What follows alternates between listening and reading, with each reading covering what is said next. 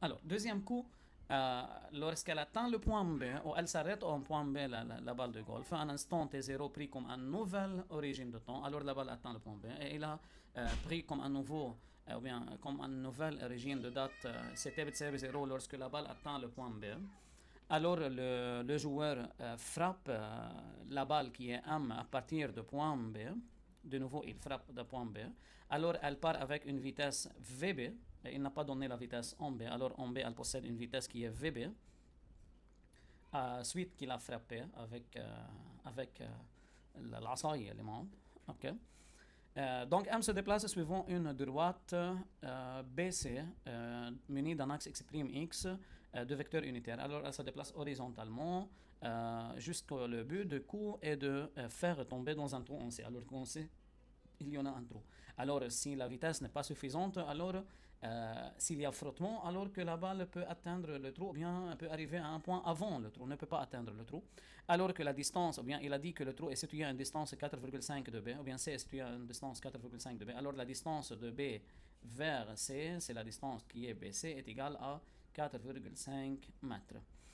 Il a dit qu'il y a une force de frottement sur la surface. La courbe de document 4 représente l'évolution de la valeur de P de la quantité de mouvement de M en fonction de temps durant son mouvement entre T0 et T1 est égal à 3 secondes. Alors, le temps mis par la balle pour se déplacer, c'est 3 secondes, de 0 à 3 secondes. Alors, tout d'abord, il a dit d'utiliser le document 4. C'est le document 4 qui montre la variation de P en fonction de temps. Il a demandé de chercher la valeur de B. Alors, comment on peut chercher la valeur de B? C'est AT est égal à 0. Qu'est-ce qu'on a? Alors, AT est égal à 0. On a la quantité de mouvement et à partir de la quantité de mouvement AC, on peut déterminer la valeur de la vitesse. Alors, on peut dire c'est la partie de 1, 2, 1, 1. Alors, AT est égal à 0, P0 est égal, à partir de la courbe, c'est 0,09, l'unité, c'est ton système international, kilogramme fois mètre par seconde. Alors, P0, c'est MVB est égal à 0,09, et par suite, VB, c'est VB qui est V0. C'est 0,09 sur 0,045 qui est la masse, alors est égal à...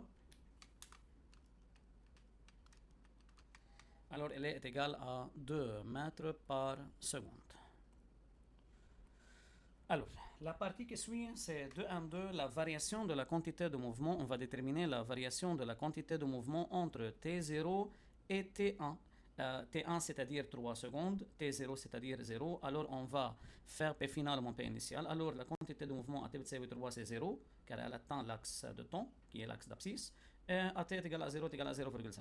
Alors, dans cette partie de 1, 2, alors il a demandé de déterminer delta P qui est égal à P1 moins P0 alors est égal à la quantité de mouvement P1 c'est AT est égal à 3 secondes alors c'est 0 puisqu'on a un vecteur alors on ajoute I puisque le mouvement est suivant X moins 0,09 I alors la quantité de mouvement c'est la même ou bien a le même sens que la vitesse alors on ajoute I et par suite la valeur ou bien la réponse c'est moins 0,09 I dont l'unité c'est kilogramme mètre par seconde toujours il faut ajouter l'unité. Alors, il a demandé de déterminer la variation de la quantité de mouvement sous la forme vectorielle. Alors, il a dit aussi que montrer que F est égal à 0,03 newton, sachant que delta P est égal à la somme des forces fois delta θ, ou somme des forces et la somme des forces agissant sur M durant son mouvement, dont la durée c'était 1 moins T0. Alors, dans la partie de 2, on a delta P est égal à somme des forces extérieures fois delta T. Alors, cette relation, j'ai vu dans la deuxième loi de Newton, somme des forces extérieures est égale à delta P sur delta T. Alors, en multipliant delta T par la somme des forces, on obtient delta P égale somme des forces fois delta T. Alors, tout d'abord, on va chercher les forces extérieures. Alors, les forces extérieures, on a le mouvement suivant X. Ok, خلينا نرجع نظبطها شوي. Ok, alors, suivant X, qu'est-ce qu'on a les forces? On a mg qui est le poids, on a la réaction normale qui est perpendiculaire au mouvement et on a le frottement qui s'oppose au mouvement. Ce sont les trois forces et c'est l'axe X. Alors on peut dire que la somme des forces extérieures est égale à mg plus la réaction normale plus le frottement. Alors, suivant x, pourquoi on va travailler suivant x? Car on va chercher seulement la force de frottement. Alors, mg s'annule, alors on obtient la somme des forces extérieures est égale à 0 plus 0 car mg et r1 sont perpendiculaires au mouvement, alors il reste moins f, alors est égal à moins f. Et par suite, en ajoutant delta P est égal à somme des forces extérieures fois delta T, alors delta P est égal à moins 0,09 I est égal à moins F aussi fois I. I vectoriel, car la force de frottement est suivant l'axe X. Alors, lorsqu'on a un vecteur, on ajoute I fois delta T, dont delta T est égal à T1 moins T0 qui est égal à 3 moins 0 qui est égal à 3 secondes. Alors, fois 3. Et par suite, فينا نشيل الموا مع الموا والإي مع الإي ونقسم 3 على 9 على 0,09. Alors, F est égal à 0,09 sur 3. Alors, la valeur c'est 0,03 newton. Ok. Comme il a demandé, alors F est égal à 0,03 نيوتن. اوكي مثل ما هو كان قايل لنا هي. تمام بالبارتي. Alors c'est vérifié. Vérifié. Alors, la partie qui suit, 2-3, calculer la variation de l'énergie mécanique entre T0 et T1. Alors, dans cette partie, 2-3.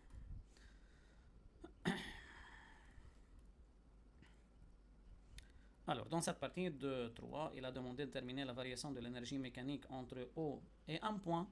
Il a dit point qui est... non, c'est B.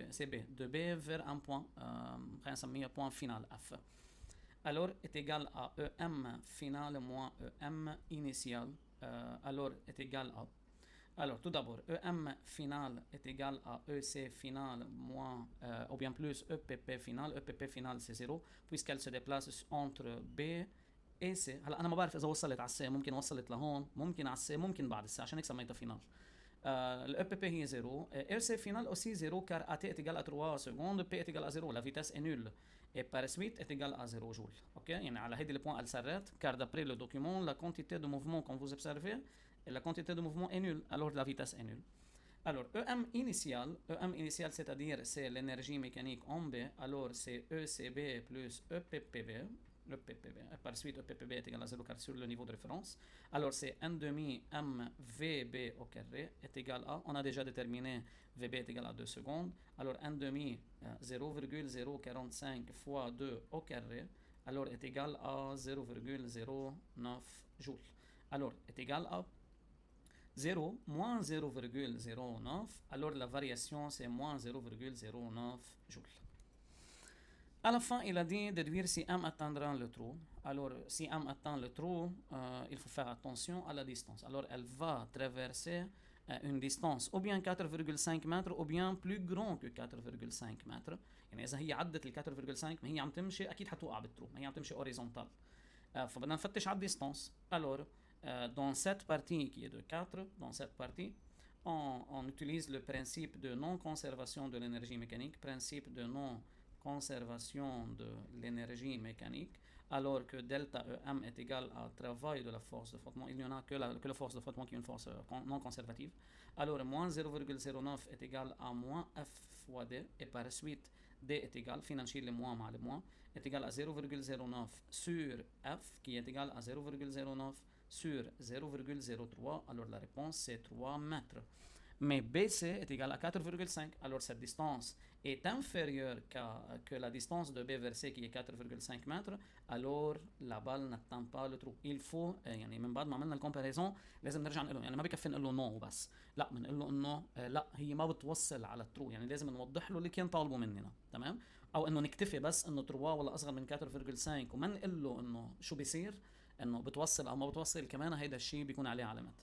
Alors la balle n'atteint pas le trou, n'atteint pas le trou، يعني ما بتوصل على trou ou bien C، تمام؟ le trou en C.